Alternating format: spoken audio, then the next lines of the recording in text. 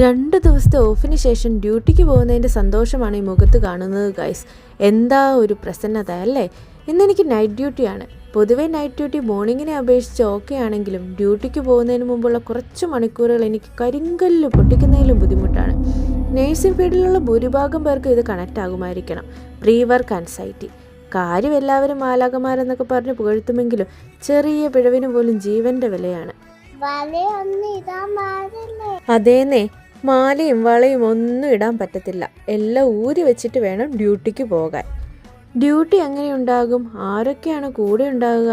എന്തിന് കഴിഞ്ഞ ഷിഫ്റ്റിലെ ചൊറി പേഷ്യൻ്റ് ഫാമിലിയും ഇപ്പോഴും ഉണ്ടാകുക തുടങ്ങി 100 കാര്യങ്ങളാവും പോകുന്നതിന് മുമ്പ് മനസ്സിൽ. എന്തേലും ആകട്ടെ, വരുന്നത് പോലെയൊക്കെ കാണാം എന്നൊക്കെ പറഞ്ഞ് സ്വയം ആശ്വസിപ്പിക്കാൻ ശ്രമിക്കുമെങ്കിലും ചങ്കിൻ്റെ ഉള്ളിലൊരു പെടച്ചിലാണ്. ഇനി ഇതെനിക്ക് മാത്രമാണോ? നിങ്ങൾക്ക് ആർക്കെങ്കിലും ഇങ്ങനെയൊക്കെ തോന്നാറുണ്ടോ? ഉണ്ടെങ്കിൽ കമൻറ്റിൽ പറയണേ. എന്നാൽ പിന്നെ ഞാൻ ഡ്യൂട്ടിക്ക് കയറുക. ബൈ.